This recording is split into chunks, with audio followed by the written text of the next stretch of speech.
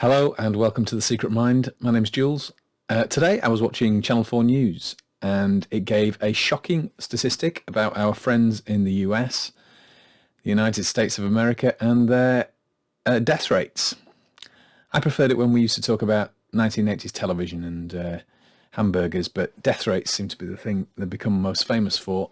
And would it surprise you to know what the leading cause of death among the ages of 18 to 45-year-olds is in the US?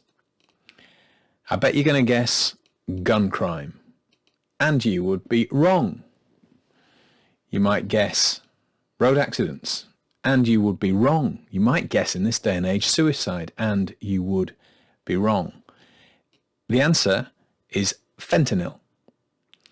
Fentanyl, since 2019, has been the leading cause of death amongst Americans aged 18 to 45, just beating suicide, which is pretty shocking. The end of the article finished with the prediction that that is what's coming to the UK next. I grew up with the phrase, where America goes, we go next, and I've never found any particular reason to not believe that through my life. But this is shocking. Fentanyl is an opiate. There was an excellent undercover report. Not really. It was with the consent of the drug, the narco gangs, I think they call them, the people who are manufacturing the drugs. You don't have to go to the inconvenience of having a field full of poppies to harvest for this particular opiate. It is all synthetically made from what look like very cheap ingredients. I know fentanyl as a drug.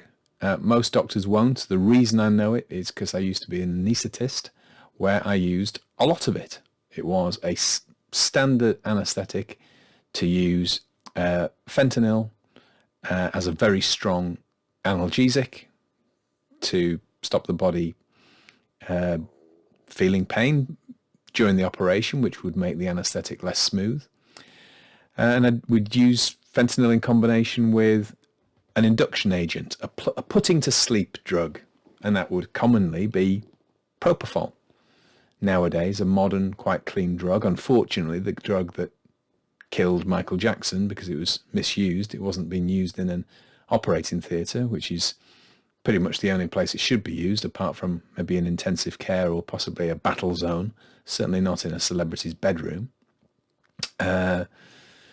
To help him to sleep. What sort of sleep would that be? It's not even sleep, is it? It's just a version of unconsciousness. So fentanyl we used as anaesthetics. It had a lot of advantages. It's a very strong medication.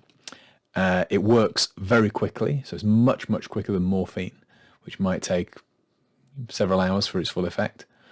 Not several hours. It would last several hours, but it would be a slower onset of analgesia, whereas this is pretty instant, really.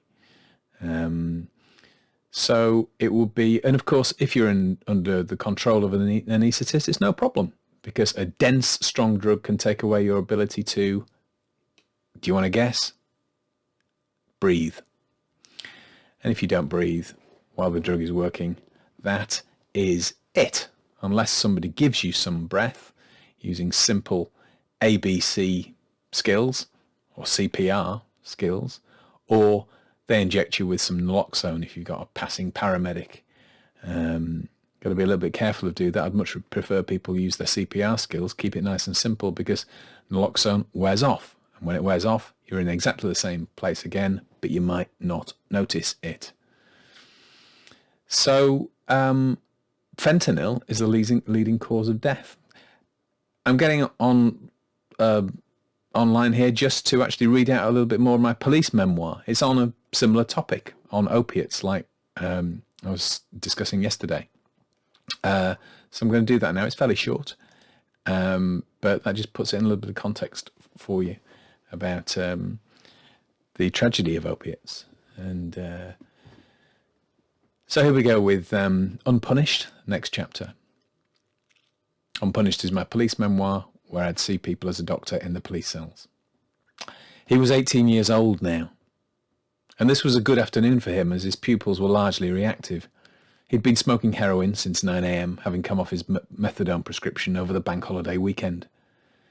It doesn't take much of a change in routine to give people an excuse to go back on the heroin. His wrists were red from the usual struggle with the handcuffs. I prescribed the usual opiate withdrawal regime in anticipation of a shivery time to come. He'd had 40 arrests prior to the age of 14. It reminded me of the ugly disparity I always felt when seeing somebody in the police cells whose voice hadn't yet broken. There are frequent calls now for children not to be treated in the same way as adults, but the fact is that it's something they get used to very quickly. It's remarkable how quickly you can become institutionalized. And despite the general unpleasantness of the place, it has walls of safety and people treat you with respect. Unfortunately, these are young men and women, boys and girls, who can't see their way to give any respect. I won't say they don't know how. I expect we all know what it's supposed to look like. But this is a generation brought up playing Call of Duty on Xbox rather than joining the army. Perhaps by giving him some respect, he'll learn to pass it on. Or maybe he needs to grow a little fear so that something will change. Countless times I've seen the police sergeants deal with these situations with remarkable sensitivity, tough when needed, calm providers of common sense when the opportunity appears. They'd much rather deal with the situation with a microwaved lasagna and some surrogate parenting than anything else. Let's face it, these guys have pretty much seen it all. It wouldn't even be a question of giving a teenager a telling off, because by the time the right opportunity arose, the tension would have dissipated, volumes matched, frustrations shared, so they keep it simple and sensible. In short, I'm telling you, when it comes to dad advice, the custody sergeants are really good at it. I'm trying to get one to help me with my train set, but they tend to eye me with a little more suspicion. See you tomorrow.